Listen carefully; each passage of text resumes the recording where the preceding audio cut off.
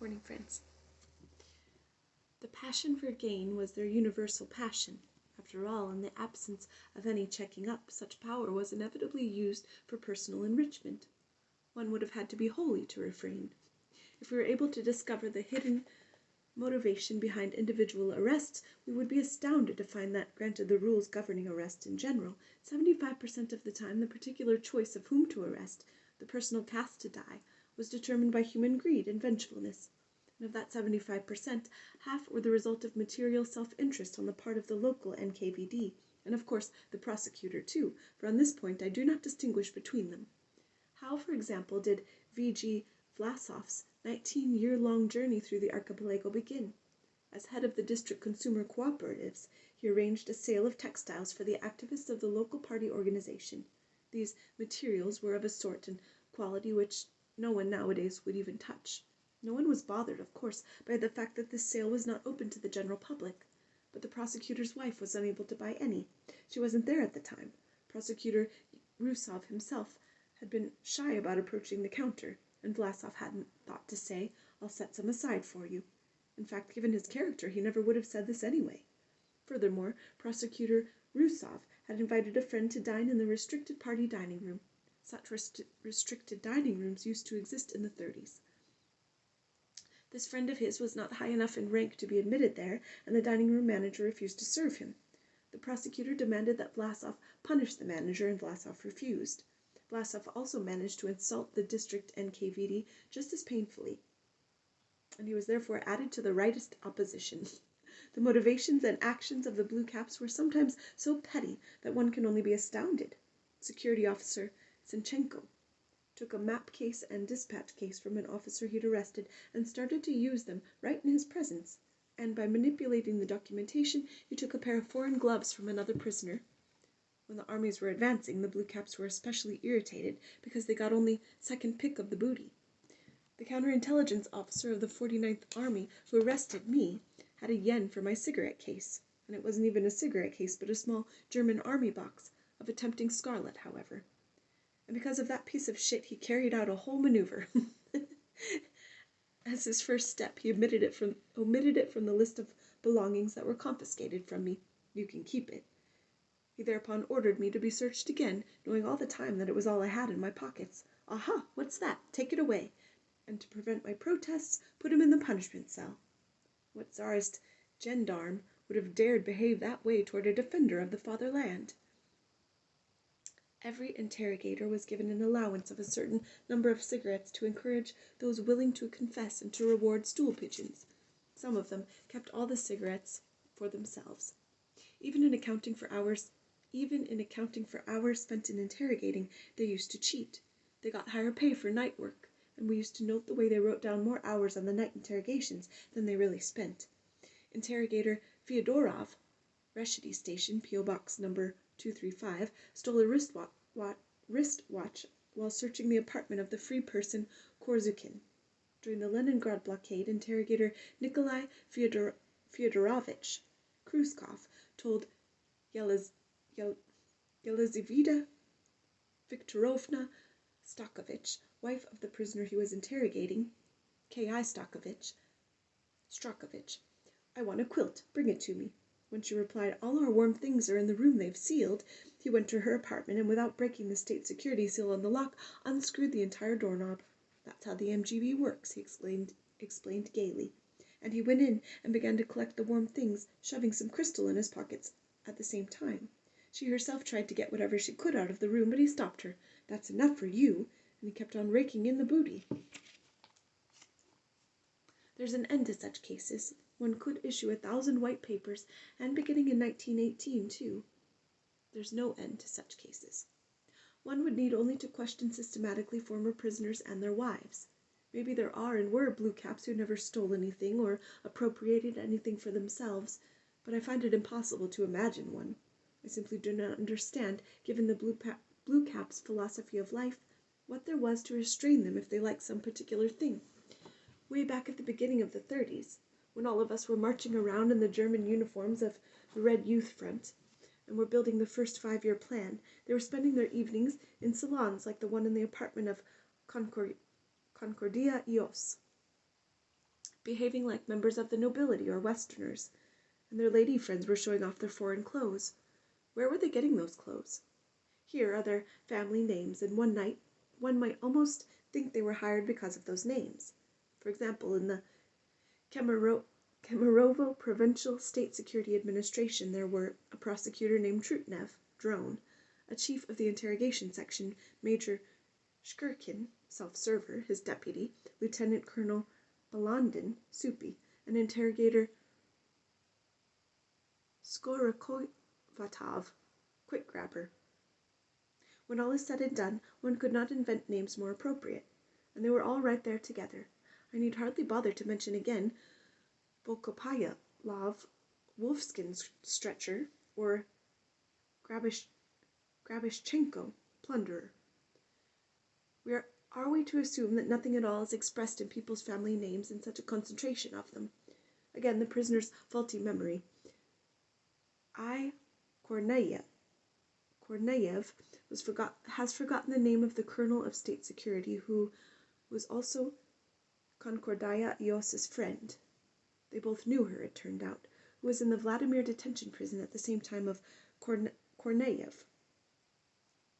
This colonel was a living embodiment of the instincts for power and personal gain. At the beginning of 1945, during the height of the war booty period, he got himself assigned to that section of the organs headed by Abakumov himself, which was supposed to keep watch over the plundering. In other words, they tried to grab off as much as possible for themselves, not for the state, and succeeded brilliantly. Our hero pulled in whole freight car loads and built several dakas, one of them in the Klin. After the war, he operated on such a scale that when he arrived in the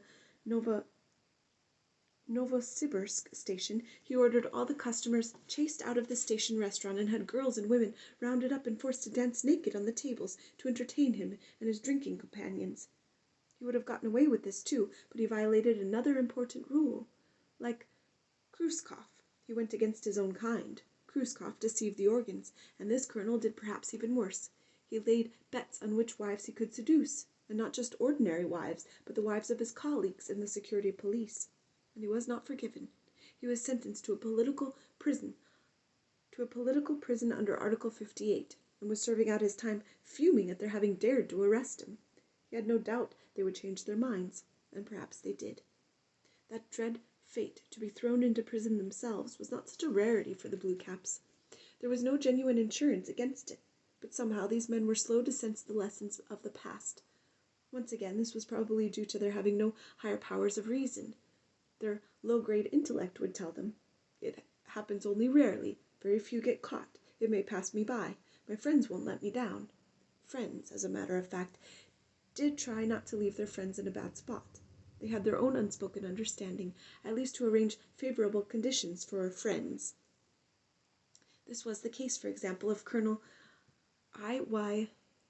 Vorobyev in the Marfino Special Prison, and with the same V.N. Iln who was in the Lubyanka for more than 8 years. Thanks to this caste spirit, those arrested singly as a result for only personal shortcomings usually did not do too badly, and that was how they were able to justify their sense of immunity from punishment in their day-to-day work in the service.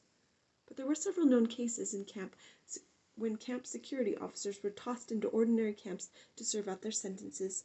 There were even instances when, as prisoners, they ran into Zeks who had once been under their thumb and came off badly in the encounter. For example, security officer Munchin, who cherished a particularly violent hatred toward the 58s in camp, and had relied heavily on the support of the Blatny, the habitual thieves, was driven right under the board bunks by those very same thieves. However, we have no way to learn more details about these cases in order to be able to explain them. But those Gabisti, the state security officers, who got caught in a wave, were in a very serious danger. They had their own waves. A wave is a natural catastrophe and is even more powerful than the organs themselves. In this situation, no one is going to help anyone else lest he be drawn into the same abyss himself. The possibility did exist, however, if you were well informed and had a sharp Chekist sensitivity, of getting yourself out from under the avalanche, even at the last minute, by proving that you had no connection with it. Thus it was that Captain Sayenko, not the Kharkov Chekist carpenter of 1918 and 19, who was famous for executing prisoners with his pistol, punching holes in bodies with his saber, breaking shin bones in two, flattening heads with weights, and branding people with hot irons, but perhaps a relative, was weak enough to marry for love an ex-employee of the Chinese Eastern Railroad named Kokonskaya. And suddenly he found out, right at the beginning of the wave, that all the Chinese Eastern Railroad people were going to be arrested. At this time, he was head of the Security Operations Department of the Archangel GPU. He acted without losing a moment. How? He arrested his own beloved wife. And not on the basis of her being one of the Chinese Eastern Railroad people, but on the basis of a case he himself cooked up. Not only did he save himself, but he moved up and became the chief of the Tomsk province NKVD. The waves were generated by the organ's hidden law of self-renewal. A small periodic ritual sacrifice so that the rest could take on the appearance of being purified. The organs had to change personnel faster than the normal rate of human growth and aging would ensure, driven by that same implacable urgency that forces the sturgeon to swim upriver and perish in the shallows, to be replaced by schools of small fry, a certain number of schools of gabesty had to sacrifice themselves. This law was easily apparent to a higher intelligence, but the blue caps themselves did not want to accept the fact of its existence and make provision for it. Yet at the hour appointed in their stars, the kings of the organs, the aces of the organs, and even the ministers themselves laid their heads down beneath their own guillotine. Ragoda took one such school of fish along with him.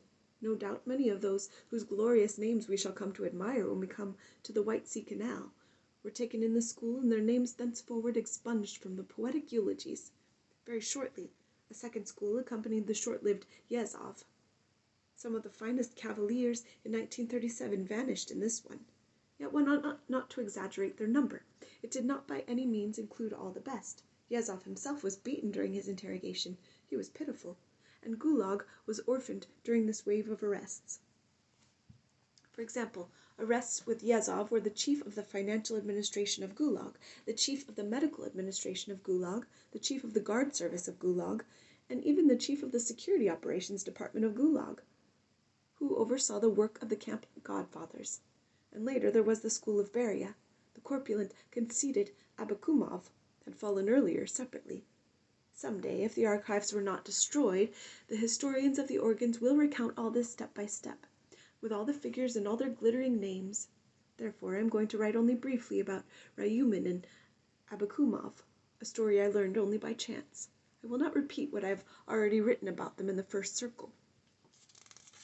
Ryumin had been raised to the heights of Abakumov and was very close to him.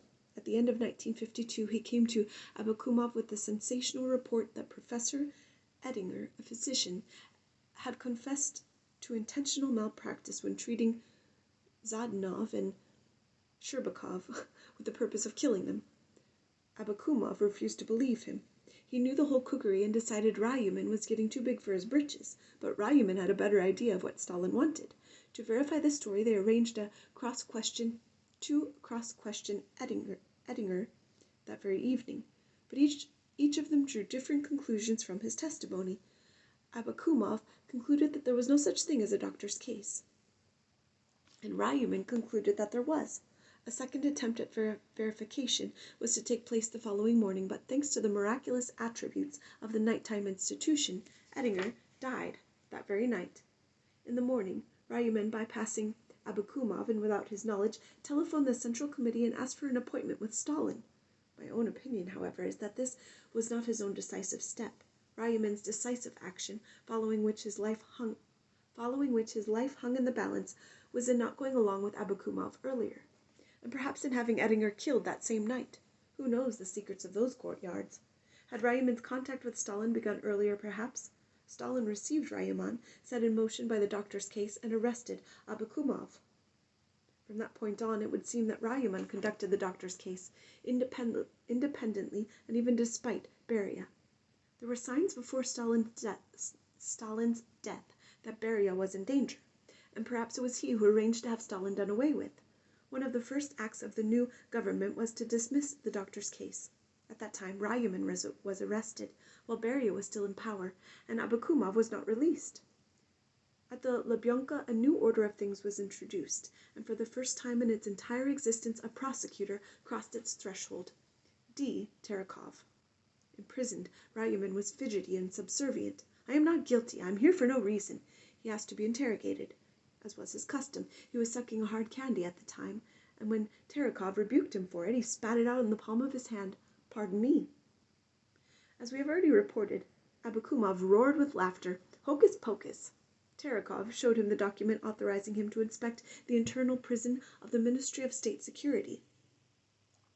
Abakumov brushed it away. "You can forge 500 of those."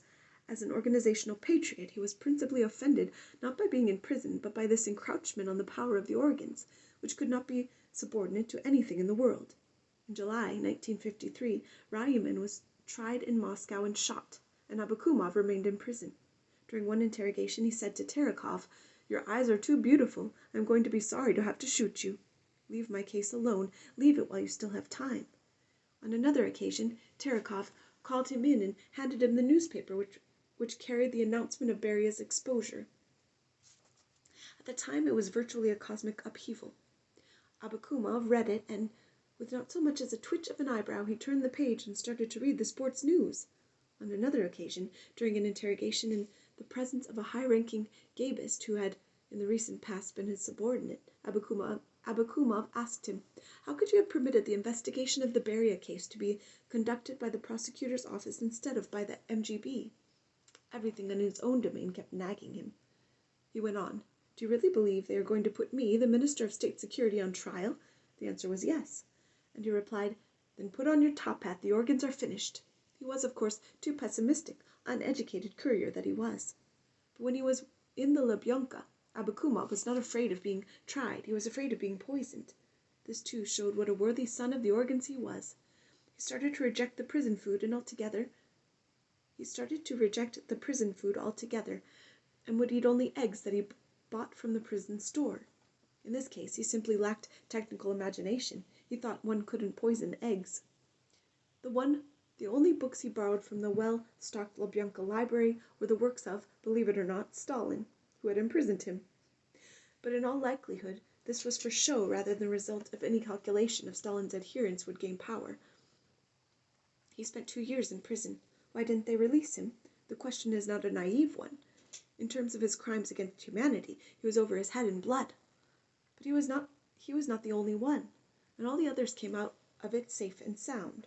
There is some hidden secret here, too. There is a vague rumor that in his time he had personally beaten Khrushchev's daughter-in-law, Lyuba Sadek, the wife of Khrushchev's older son, who had been condemned to a punishment battalion in Stalin's time and who had died as a result. And so goes the rumor this is why, having been imprisoned by Stalin, he was tried in Leningrad under Khrushchev and shot on December 18, 1954. But Abakumov had no real reason to be depressed. The organs still didn't perish because of that. Have a good day, friends.